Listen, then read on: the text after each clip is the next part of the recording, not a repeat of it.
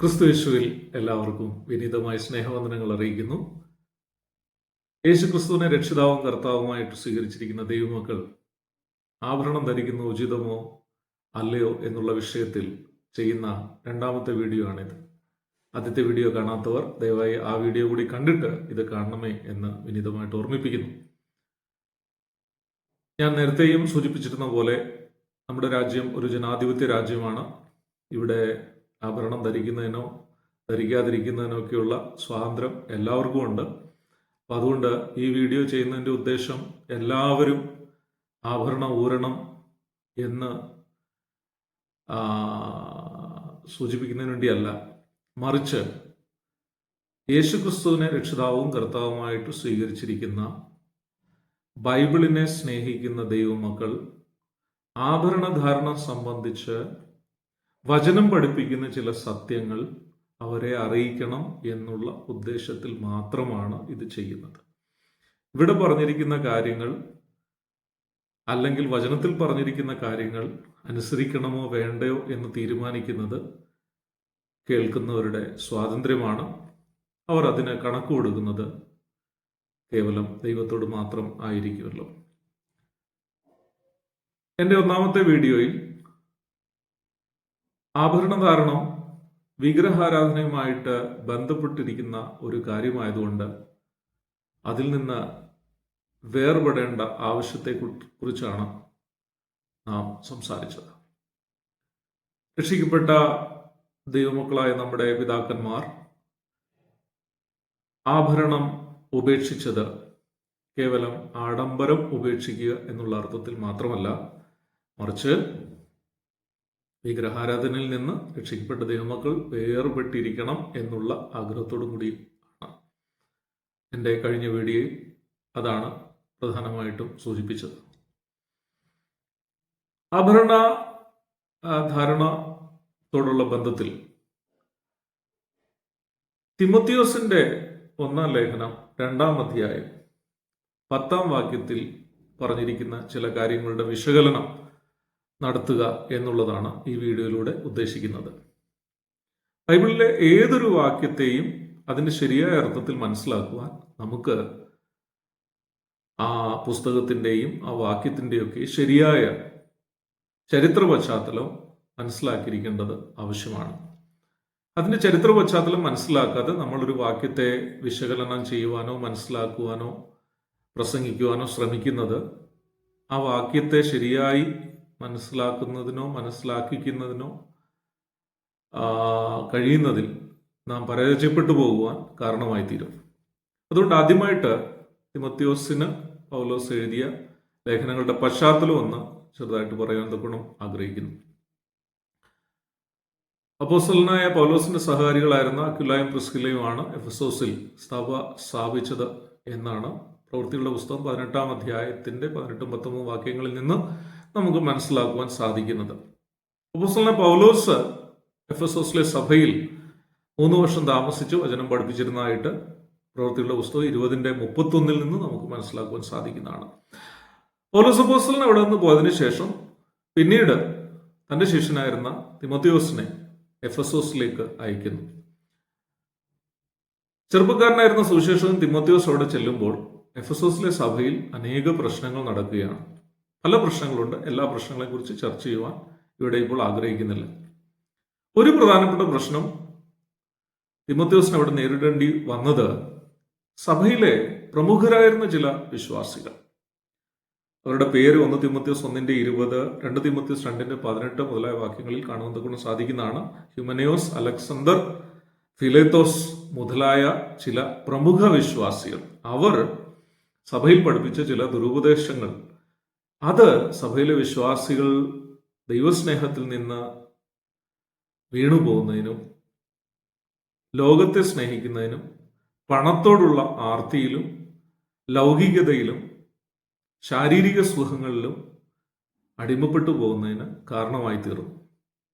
എല്ലാ സ്ഥലങ്ങളിലും സത്യത്തിൽ കർത്താവ് വചനം പഠിപ്പിക്കുവാൻ ഏൽപ്പിച്ച കർത്താവിൻ്റെ ശുശ്രൂഷകന്മാർ ആ ശുശ്രൂഷ ചെയ്യാതിരിക്കുകയും ആ സ്ഥാനത്തേക്ക് പ്രമുഖന്മാർ കടന്നു വന്ന് അവരുടെ ബുദ്ധിവൈഭവം അനുസരിച്ച് വചനം പഠിപ്പിക്കുവാൻ ശ്രമിക്കുകയും ചെയ്യുമ്പോഴാണ് പലപ്പോഴും ദുരുപദേശങ്ങൾ സഭയിൽ ഉണ്ടാവുവാൻ കാരണമായിത്തീരുന്നത്. അതുകൊണ്ട് കർത്താവിൻ്റെ ദാസന്മാർ വചനസത്യങ്ങൾ ആർക്കും വഴങ്ങിക്കൊടുക്കാതെ പരിശുദ്ധാത്മാവിൻ്റെ നിയന്ത്രണത്തിൽ സഭയെ പഠിപ്പിക്കേണ്ടത് വളരെ അത്യാവശ്യമാണ്. അല്ല എങ്കിൽ എഫെസോസ് സഭയെ പോലെ ഈ കാലഘട്ടത്തിലെ സഭയും ലോകമയത്വത്തിലും അതുപോലെ പണത്തോടുള്ള ആർത്തിയിലും മറ്റു കാര്യങ്ങളിലും മുങ്ങിപ്പോകുവാൻ കാരണമായി തീരും.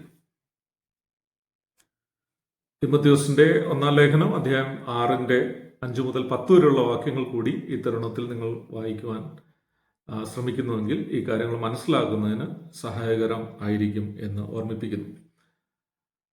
എഫെസോസ് സഭയിലെ ലോകമയത്വം എന്നുള്ള വിഷയം നാം ചർച്ച ചെയ്യുമ്പോൾ ആ ലോകമയത്വത്തിന് എഫെസോസിലെ അല്ലെങ്കിൽ എഫെസോസ് നഗരത്തിലെ സംസ്കാരവുമായിട്ടും ജീവിത രീതികളുമായിട്ടും അതിന് ബന്ധമുണ്ട് എന്ന് നാം മനസ്സിലാക്കേണ്ടിയിരിക്കേണ്ടതാണ്.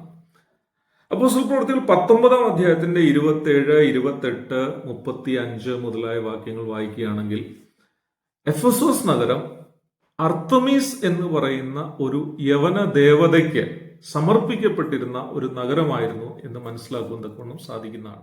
ലാറ്റിൻ ഭാഷയിൽ ഡയാന എന്നും അറിയപ്പെട്ടിരുന്ന ഈ ദേവത ഗ്രീക്ക് ഐതിഹ്യങ്ങൾ അനുസരിച്ച് ഗ്രീക്ക് ദേവതകളായ സൂയസിന്റെയും ലേറ്റോയുടെയും മകളും അപ്പോളോയുടെ സഹോദരിയുമായിരുന്നു.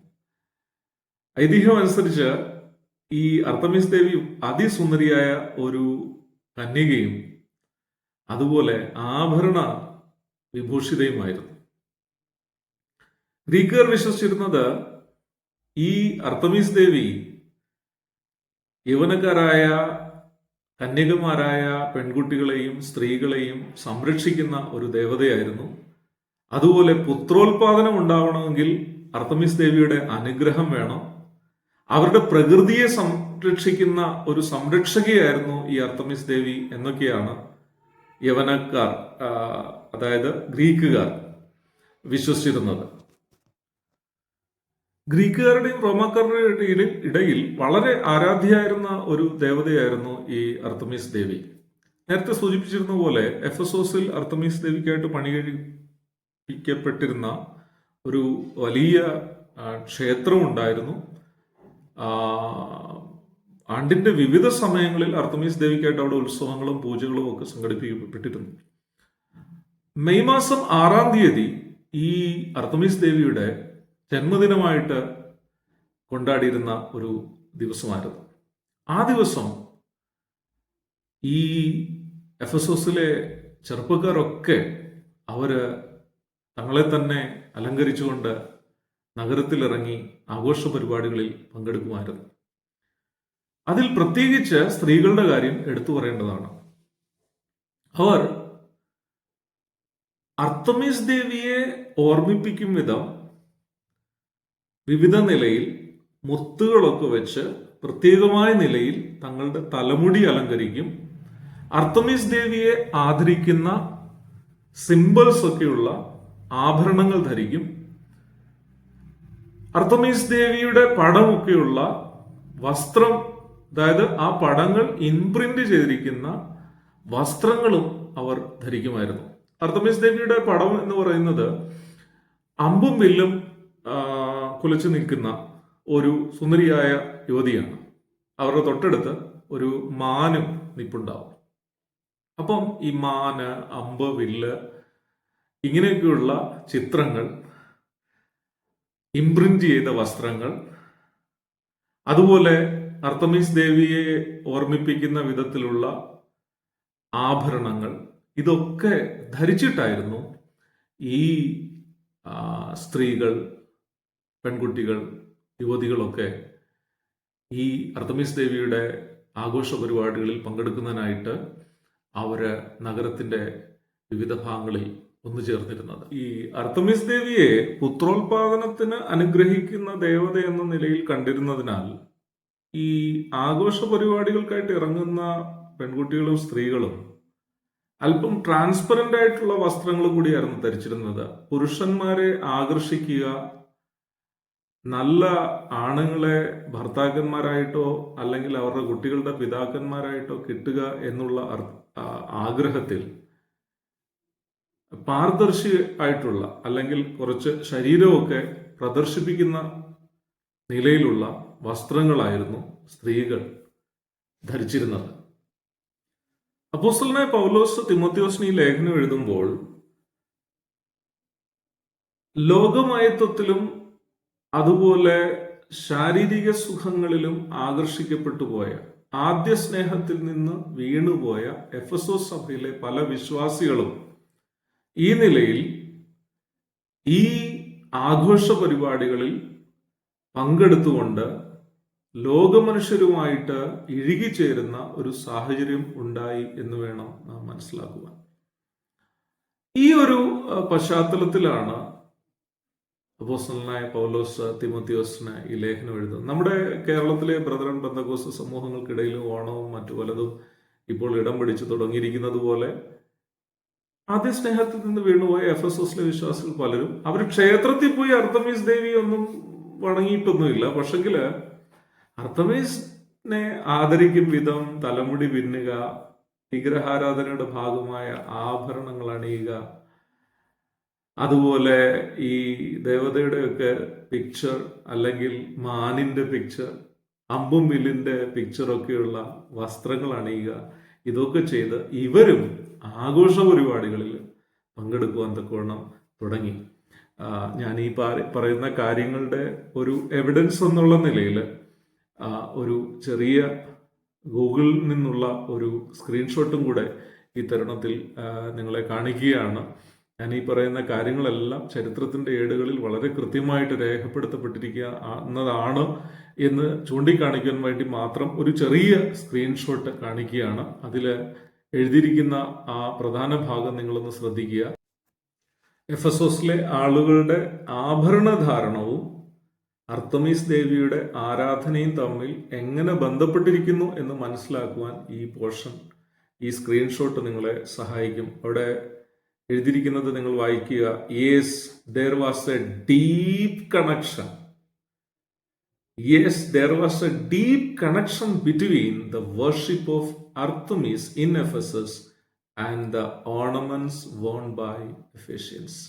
എഫെസോസിലെ ആളുകൾ ധരിച്ചിരുന്ന ആഭരണങ്ങളും അർത്തമീസ് ദേവിയുടെ ആരാധനയും തമ്മിൽ വളരെ ആഴമേറിയ ബന്ധമുണ്ടായിരുന്നു എന്നാണ് അവിടെ സൂചിപ്പിച്ചിരിക്കുന്നത്. ഈ ഒരു പശ്ചാത്തലത്തിലാണ് അപ്പോസ്തലനായ പൗലോസ് എഴുതുന്നത്, പിന്നിയ തലമുടി, പൊന്ന്, മുത്ത്, വിലയേറിയ വസ്ത്രം എന്നിവ കൊണ്ടല്ല, ആപേക്ഷികമായിട്ടല്ല കേട്ടോ പറഞ്ഞിരിക്കുന്നത്. പിന്നിയ തലമുടി, പൊന്ന്, മുത്ത്, വിലയേറിയ വസ്ത്രം എന്നിവ കൊണ്ടല്ല, ദൈവഭക്തിയെ സ്വീകരിക്കുന്ന സ്ത്രീകൾക്ക് ഉചിതമാകും വണ്ണം സത്പ്രവൃത്തികളെ കൊണ്ട് അത്രേ അലങ്കരിക്കേണ്ടത്. അവിടെ സത്പ്രവൃത്തികളെ ഉയർത്തി കാണിക്കുവാൻ വേണ്ടി മാത്രമല്ല അത് പറഞ്ഞിരിക്കുന്നത്.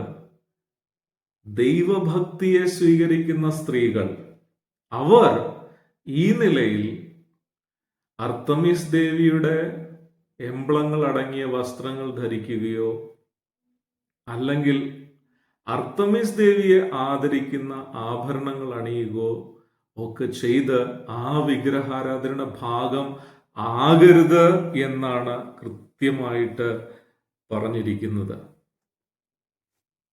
ഞാൻ എൻ്റെ ആദ്യത്തെ വീഡിയോയുടെ അവസാനം പറഞ്ഞിരുന്നത് പോലെ അപ്പോസ്തല പ്രവൃത്തി 15:20 രക്ഷിക്കപ്പെട്ട ദൈവമക്കൾ വിഗ്രഹ മാലിന്യങ്ങളിൽ നിന്ന് മാറണം എന്ന് പറയുന്ന ആ സത്യത്തെ ഊന്നിപ്പറയുകയാണ് അപ്പോസ്തലനായ പൗലോസും ഇവിടെ ചെയ്യുന്നത്. ഞാൻ അവിടെ പറഞ്ഞിരുന്നതുപോലെ വചനത്തിന്റെ മറ്റു ഭാഗങ്ങളിലും ആഭരണധാരണത്തിനെതിരായി പറഞ്ഞിരിക്കുന്ന വാക്യങ്ങൾ വിഗ്രഹാരാധനയിൽ നിന്നും വിഗ്രഹ മാലിന്യങ്ങളിൽ നിന്നും ദൈവജനം വേർപെടണം എന്ന് സൂചിപ്പിക്കുന്നതിന് വേണ്ടി തന്നെയാണ് എഴുതിയിരിക്കുന്നതെന്ന് നാം മനസ്സിലാക്കേണ്ടിയിരിക്കുകയാണ്.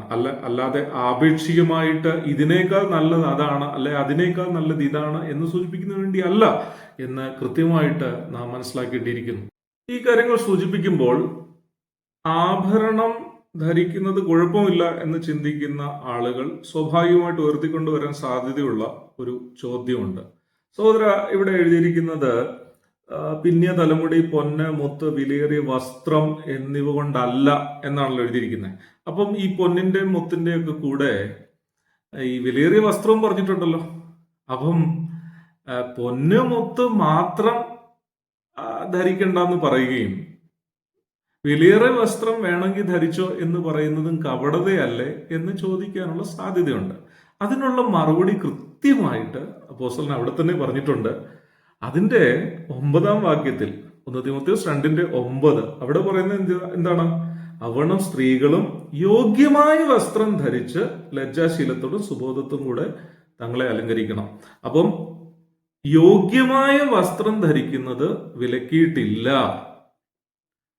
വസ്ത്രം ധരിക്കുന്ന വിലക്കിയിട്ടില്ല. എന്നാൽ യോഗ്യമായ നിലയിൽ ആഭരണം ധരിച്ചോളൂ എന്നിവിടെ പറഞ്ഞിട്ടില്ല. അതിനർത്ഥം പൊന്ന്, മുത്ത്, വിലയേറിയ വസ്ത്രം, വിലയേറിയ വസ്ത്രം എന്ന് അവിടെ പ്രത്യേകമായിട്ട് പറഞ്ഞിരിക്കുന്നതിന്റെ പശ്ചാത്തലം ഞാൻ പറയുകയുണ്ടായിരുന്നല്ലോ. അപ്പോ അതൊക്കെ ഒഴിവാക്കേണ്ട കാര്യങ്ങളാണ് അവിടെ പറഞ്ഞിരിക്കുന്നത്. എന്നാൽ വസ്ത്രം പൂർണ്ണമായിട്ട് ഒഴിവാക്കണമെന്ന് പറഞ്ഞിട്ടില്ല. യോഗ്യമായ വസ്ത്രം ധരിക്കാൻ അനുവദിച്ചിട്ടുണ്ട്. യോഗ്യമായ വസ്ത്രം എന്താണെന്നും അവിടെ പ്രത്യേകമായിട്ട് പറഞ്ഞിട്ടുണ്ട്. ലജ്ജാശീലത്തോടും സുബോധത്തോടും കൂടെ തങ്ങളെ അലങ്കരിക്കണം. അപ്പോൾ വസ്ത്രം ധരിക്കുമ്പോൾ സ്ത്രീകൾ ഓർമ്മിക്കേണ്ട കാര്യം ലജ്ജാശീലം ഉണ്ടായിരിക്കണം, സുബോധം ഉണ്ടായിരിക്കണം. മോഡസ്റ്റ്ലി ആൻഡ് ഡിസ്ക്രീറ്റ്ലി എന്ന 2 വാക്കുകളാണ് കൂടുതലും ഇംഗ്ലീഷ് ട്രാൻസ്ലേഷനിൽ എഴുതിയിരിക്കുന്നത്. അത് വളരെ കൃത്യമായിട്ട് മനസ്സിലാക്കേണ്ട ഒരു ഭാഗമാണ്.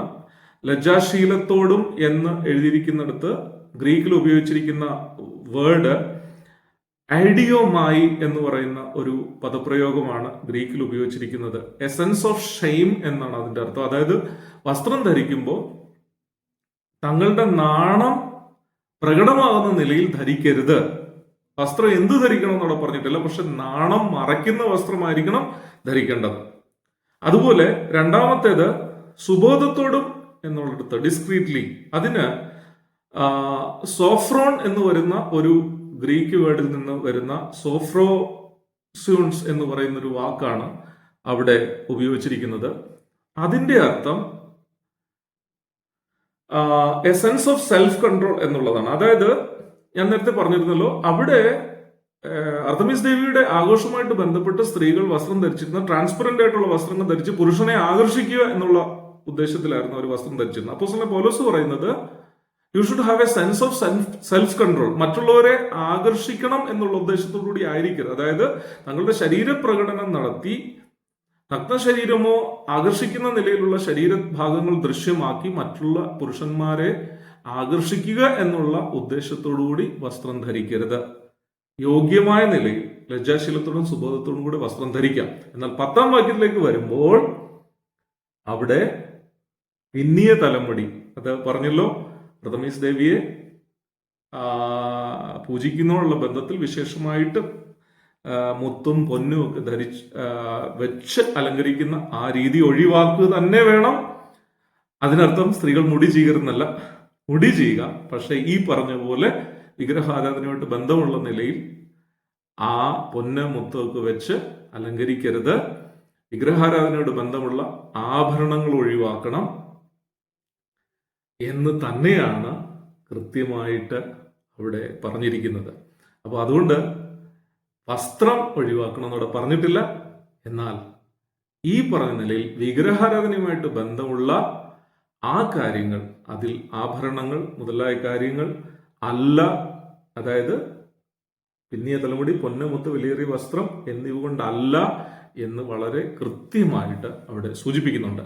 അതായത് ഈ ഒരു ഭാഗത്തും പറഞ്ഞിരിക്കുന്ന കാര്യങ്ങൾ വിഗ്രഹാരാധനയിൽ നിന്ന് ദൈവമക്കൾ വേർപെട്ടു നിൽക്കുക തന്നെ വേണം എന്നുള്ള ഉദ്ദേശത്തിലാണ്. ആ ബന്ധത്തിലാണ് ഇവിടെയും ആഭരണധാരണത്തിന് വിരോധമായിട്ട് അപ്പോസ്തലനായ പൗലോസ് തിമോഥെയോസിനെ ഓർമ്മിപ്പിക്കുന്നത് എന്ന് കൃത്യമായിട്ട് പറഞ്ഞുകൊണ്ട് ഞാൻ എൻ്റെ വാക്കുകൾ ഉപസംഹരിക്കുന്നു. ഈ വചനങ്ങൾ കേട്ട് രക്ഷിക്കപ്പെട്ട് പരിശുദ്ധാത്മാവിനാൽ നിയന്ത്രിതമായ ജീവിതം നയിക്കുന്നവർ തങ്ങളെ തന്നെ ക്രമീകരിക്കുവാൻ ദൈവം സഹായിക്കട്ടെ. അല്ലാത്തവർക്ക് അവരുടെ ഇഷ്ടത്തിനനുസരിച്ച് കാര്യങ്ങളെ എടുക്കുവാൻ സ്വാതന്ത്ര്യമുണ്ട് എന്നുകൂടി പറഞ്ഞുകൊണ്ട് ഞാൻ അവസാനിപ്പിക്കുന്നു. ദൈവം എല്ലാവരെയും അനുഗ്രഹിക്കുമാറാട്ടെ.